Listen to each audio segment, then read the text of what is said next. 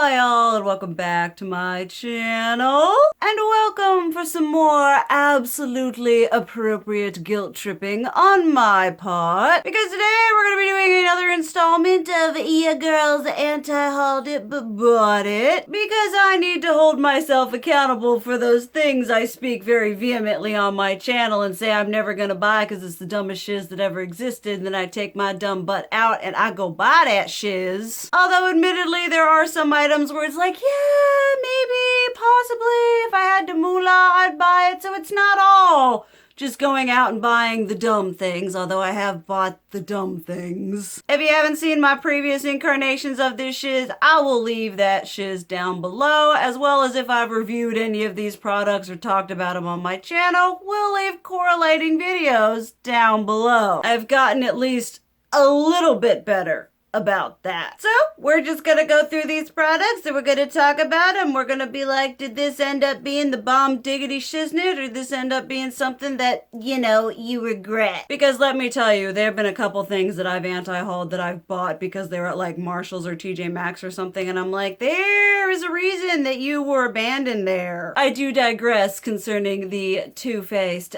glitter bomb palette. Yes, I bought that. I'm so sorry. But we're gonna start off with some palettes here. I have reviewed these on my channel. This was an anti-haul, one of them specifically. I'm including both. And in the anti-haul, it was sort of a, yeah, if I had money to burn, if I didn't have these tones over and over again in my collection, I'd probably buy that shiz. And then they subsequently released the like bigger version. I was like, well, if you're buying the one and if it's 35% off, you might as well buy the other one and review it. And those are the Lime Crime Greatest Hits Classics palette, as well as the Greatest Hits Bangers palette. I must admit, if Lime Crime took the energy that they put into releasing stupid little 4-pan Polly Pocket whateverness palettes and put that effort and energy into doing stuff like this, I would be purchasing a lot more of their palettes. Now, these palettes are basically taking the, I guess, most popular shades out of their Venus palettes. There is some overlap. You get the shade Shell in here twice, as well as I believe Divine and In Bloom. That's okay. I said that in my review. I love all three of those shades, so having duplicates I don't feel bad about, especially considering that I don't have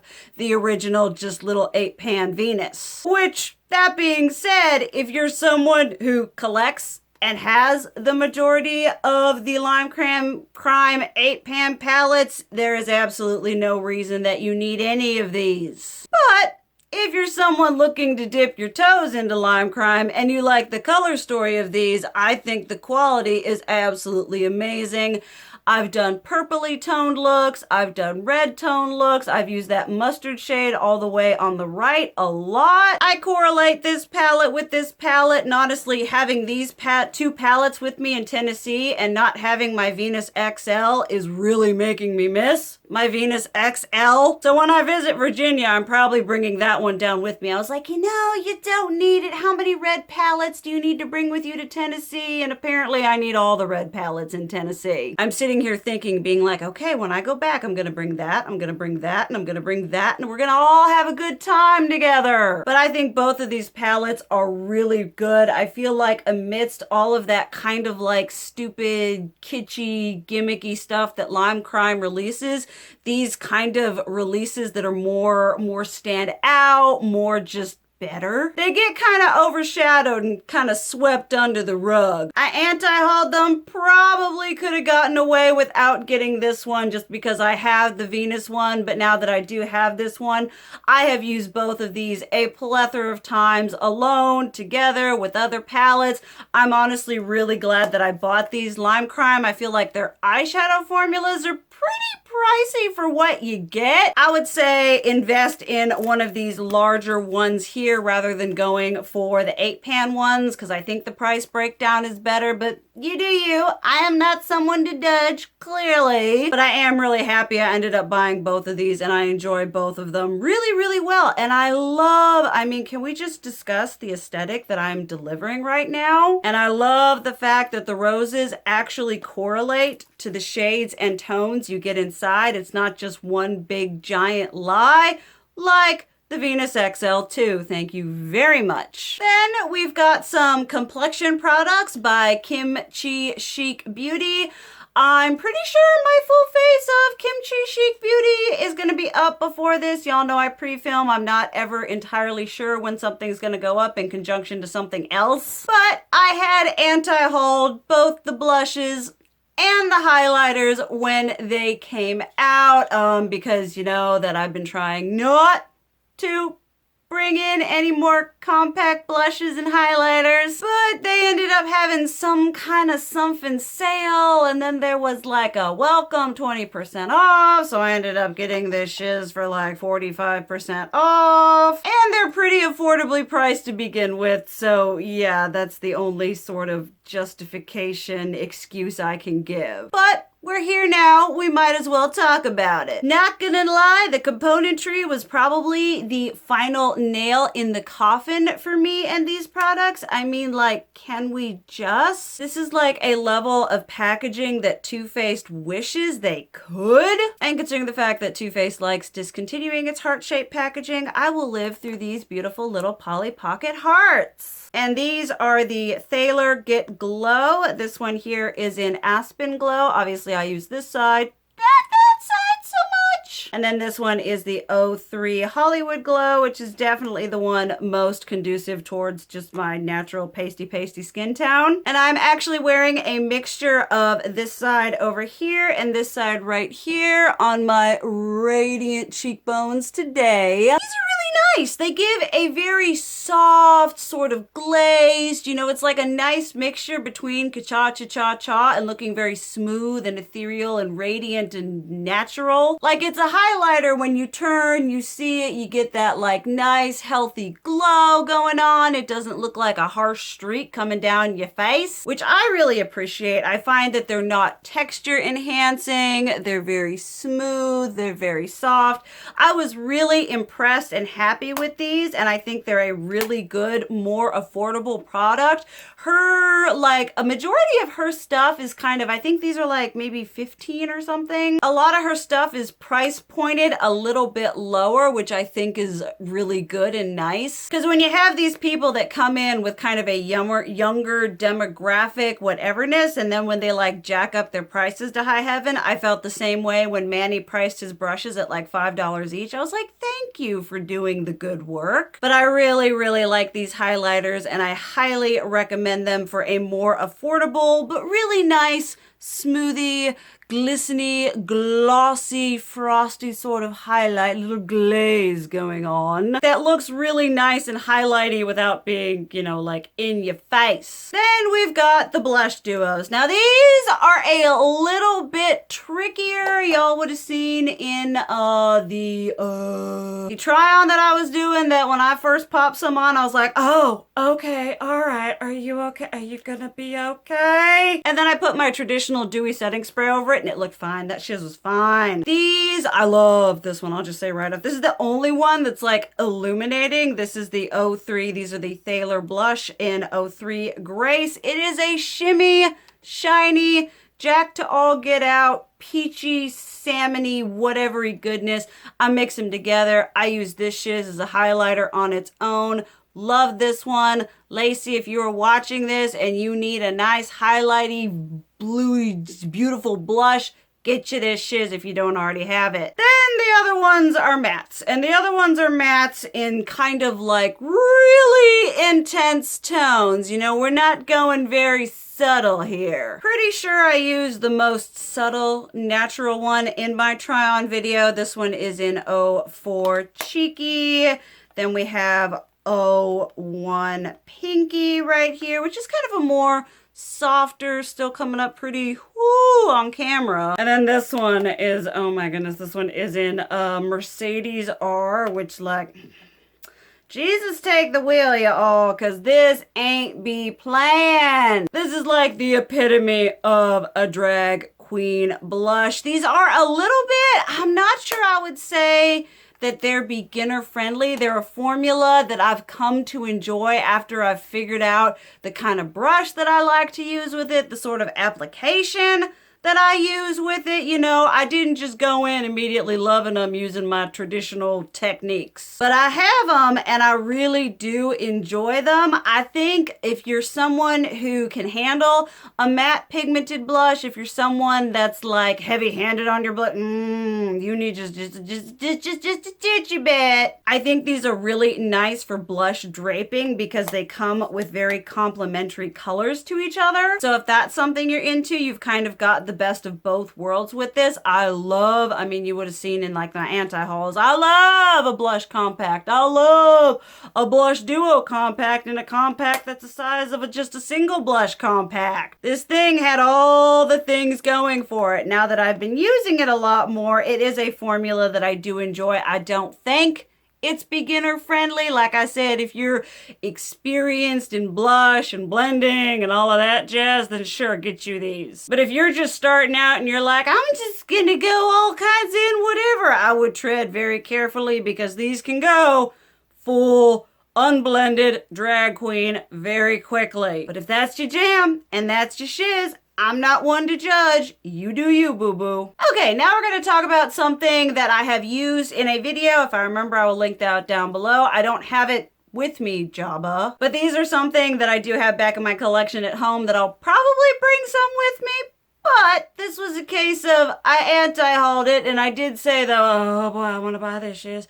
I'm anti-hauling it because I do not need it. I'm anti-hauling it because I do not need what it is giving me. If I had all the money in the world to burn, I would buy this shiz, and I didn't have all the money to burn in the world, and I bought it anyway. Kind of did an excuse. I did the BH Cosmetics Sweet Shop eyeshadow palettes, whatever, and I bought the those beautiful 4-pan blush palettes that they did. And y'all, let me tell you, BH Cosmetics is a brand that I do not own a lot from.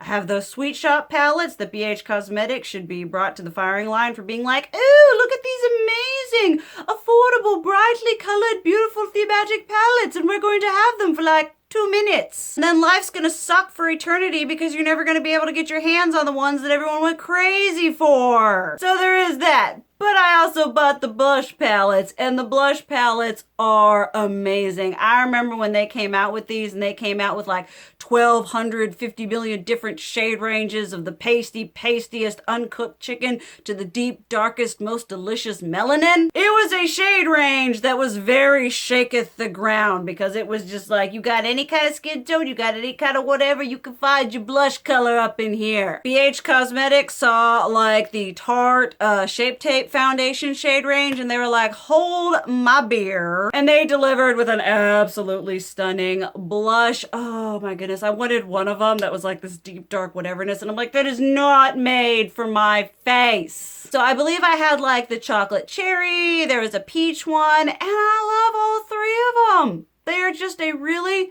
beautiful, solid, affordable blush product. I mean, you get 4 of them. I think they're like $12 or $14 each. If you are someone who loves blush, or you are someone who is wanting to beef up your blush collection, I would highly recommend these. They are smooth, they're matte, not flat. They're like, I don't want to say subtle or muted, they're really easy to handle. I would say that those blushes are a more beginner friendly sort of blush formula. You get a whole really nice gradient, another really good product to buy and have what you need if you're wanting to get into that blush draping. So they're a product that I feel like I kind of knew I would really enjoy before I bought it, and that's why I anti-hauled it. And then I was like, well, I guess you might as well buy it now. That was a, you know, you said and you didn't. But now that I have them, they're one of those things from BH Cosmetics. I'm like, dang, boy, if you like formulated all your shiz like this, I would own every single thing you came out with. I mean, y'all know I love No, that's not BH Cosmetics. That's Essence. Never mind. But I love these blush palettes. I love those palettes. If you've been thinking about getting either you of those, I would recommend it. I don't know if I anti-hauled the Sweet Shop ones. I don't know. Because I remember getting tagged by a lot of y'all in those. They're like, look at these beautiful monochromatic babies. And I got them and I reviewed them and I absolutely love every single one of them. I'm super tempted come 2021 to like treat myself. Not that I haven't been doing that at the end of 2020, but get myself the like neutral, the cone one, because they all make up a big old ice cream cone. I'm like, I kind of want that one. Kind of loving neutrals. Not that you could tell today. Those blush palettes, absolutely glad I bought those. I would be so happy to have even more in my collection, even though I don't need any blush. Now let's talk about some absolute whims. Just absolute caution to the wind. Stupid, shouldn't have done it. Not sure what I was taking, not sure what I was drinking that convinced me that I needed to do this. That is Colourpop. Colourpop is a site that I occasionally go to and I'm like, you know, I would go on and be like, is this one particular thing that I want in stock? No. Well, let's see what else I can spend my money on, which is a really bad habit. I absolutely know. And I'm not sure what. I was like, I don't know, because sometimes they have sales. Sometimes I go in and there's something I want that's in stock and I'm like, but I gotta reach that sweet $35 spot. And I don't even know what the flip these palettes were called. I anti-hauled both of them, but there was, I want to say like garden variety and then that cactus themed one. Like I said, I anti-hauled both of them. I was like, these are the stupidest rearranged palettes that ever existed. And I was scrolling, tippy-tapping through Colourpop, and I was like, oh, look, they're dumb, but they have them in a bundle on sale. I should buy it. And I did, and they're okay. I was actually kind of disappointed. I do want to try them again because I did use them before I started using eye primer, and that has exceptionally upped my eyeshadow game. Not sure if turning 30 has just cursed every part of my body. I've got several of you over 30 who have assured me that it doesn't get any better from here. So I thank you for that lovely reminder of my immortality. I meant to say mortality. Did I just let something slip? But I got these and I was so excited because looking at them, I was like, oh, look at that pretty purple. Oh, look at that pretty green. Oh, look at those pretty neutral tones. I could F with that. And I got them and they just, the eyeshadow formula of Colourpop that I typically compare things to are their monochromatic palettes and their single shadows. I've got 3 whole full palettes of their singles. I got 99.999 of those 9-pan whatever palettes. Love the formulas. And so when another palette ends up like not being like that formula, I'm like, but could you be better though? And I had some issues with both of them. I tried both of them. I tried them separately. I tried them together because I thought they would look really pretty that way. And there was just some like really powderiness. It was kind of doing that piffing into the atmosphere situation. I have some sections on my poor 30-year-old eyes that just don't want to take color like nobody's business. I was having a hard time dealing with that, and it was more a sort of exercise in frustration than anything else. I was like, this is gonna be great.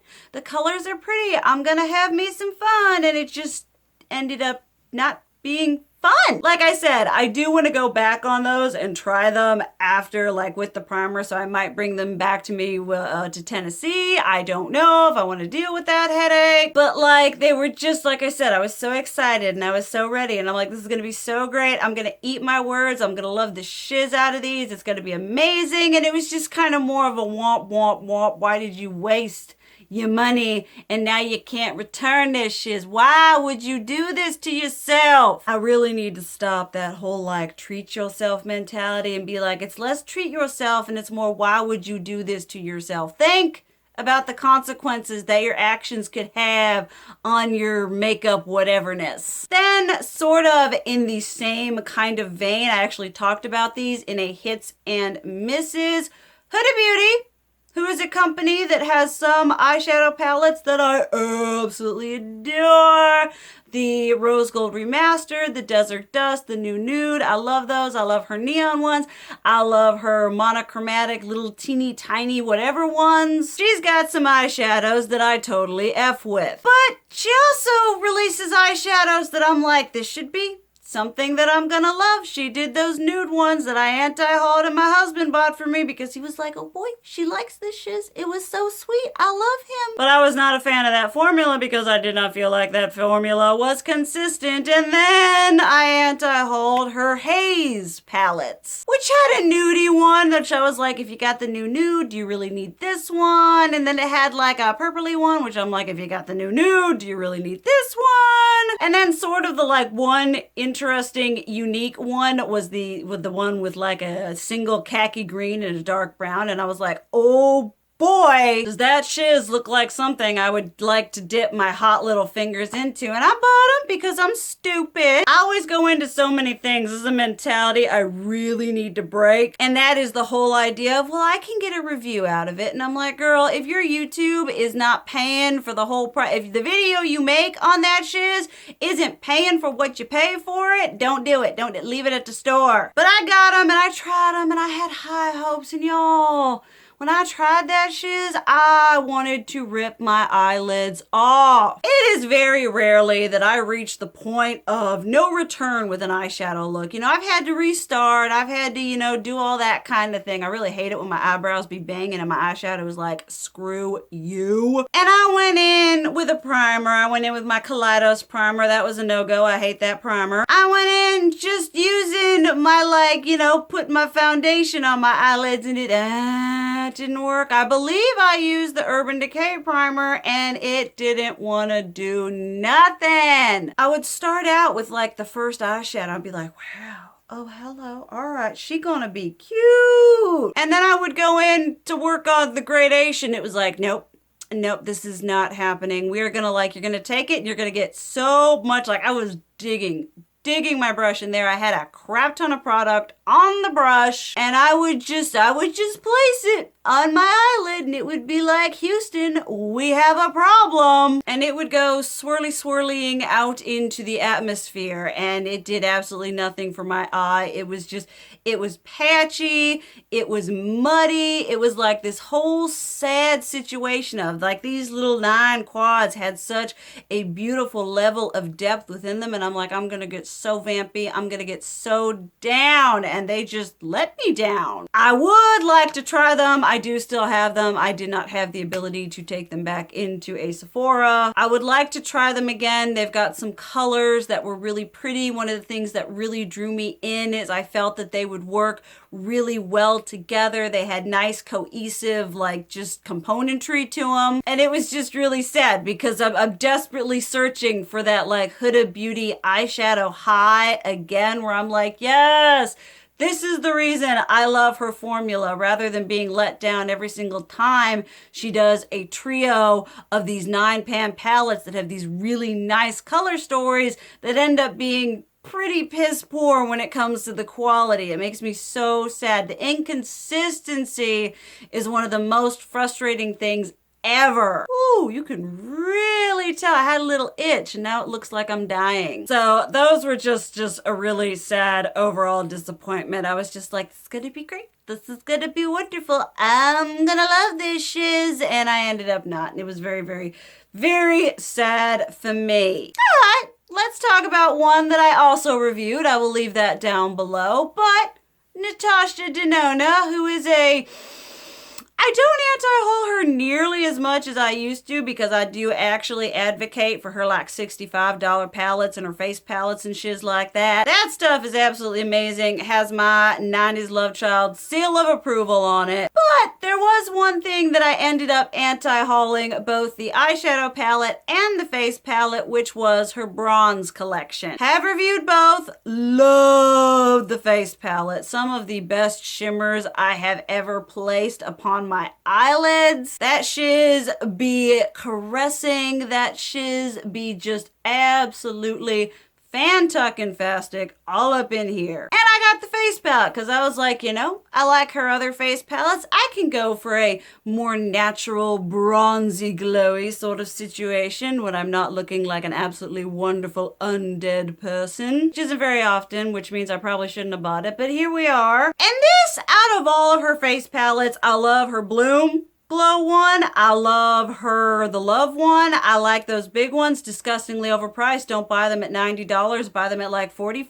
But I love those. But then you bring this one in, and this one was just I don't think it had quite figured out what it was yet. It was like, yeah, I've got some of the stuff that you like from the original too, but we're kind of throwing in some other things in here that aren't quite the same. And I'm like, okay, all right, what are we doing? And some elements of it I do absolutely love. I love that cream, kind of neutrally browny, bronzy, sun-kissed glow blush. I really, really like that. You take that and you just dabble a little bit of that all up on here, and then you sweep a gold tone highlight over that, and you are looking like Afro-freaking-Dighty. But then you've got like the bouncy marshmallow cream blush highlighter thing, which is really weird. I'm not sure if I like it. And just sort of kind of, there was a little bit of inconsistency throughout the palette on a whole, whereas I would say the formulation and the products provided in the Bloom and the Love one are pretty close to immaculate. And that's coming from someone who is not a cream product user. I don't like them. I adore the Bloom, and every time I use the Bloom or the blush or Bloom or the Love one, I'm like, oh, yes, this is what glass-like skin was supposed to look like. And so the bronze one, well, it has products in it that I like. You know, I like the cream thing. I like the bronzy shade for if I ever actually want to do that. But I feel like if you're drawn to her face palettes, I would get the tan one over the bronze one, just because I feel like the quality of all the products provided in that are a little bit better. The bronze one is a little bit more pale person friendly with that like poppy, whatever, glistery, glistening marshmallow puff fluff highlighter. But I just didn't enjoy that palette on a whole as much as I did. I think in my review, I was like, if you're gonna get something out of this, I would recommend the palette over the face palette. I still stand by that. I'm gonna use it. I have it. I really like. I may try to pan or just do a project use up of that cream blush. But on a whole, I feel like it just didn't hit the mark for me nearly as much as I expected to, considering how much I loved the Bloom and the Love palettes. Those are two of my absolute favorite end-all be-all face palettes. And they're like 90, 50, whatever, 80% cream. I think my brain just kind of like, we had a little bit of a stroke, a little bit of a murmur. But kind of, yeah, that's one of those products that from Natasha Denona, I'm like, I expect that shiz to be good. Like with our eyeshadow palettes, it's sometimes like, Jesus, take the wheel. But when it came to that, I was like, you're gonna be beautiful. You're gonna be sublime. You're gonna be amazing. And had all elements of the palette been formulated to the same level, it would have been great. It would have been amazing. But, you know, it wasn't. So it's just kind of like, not a product I regret buying, but definitely something that didn't really amaze me. That is all the time I have to talk about products that I anti-hauled, but would love to hear y'all's thoughts about the products I talked about down below. You love them, you hate them, roast me for buying them. I would also love to hear about a product that you anti-hauled, but purchased for one reason or another. We are in a non-judgment zone. I like to think we're judgment-free all up on this channel, or at least if we're, no, not judgmental. We can be critically helpful, but not judgmental. You know, be nice, people. It doesn't cost you any extra to be nice, okay? But thank you guys so much for watching. I love you, and as always, keep it real. Mwah!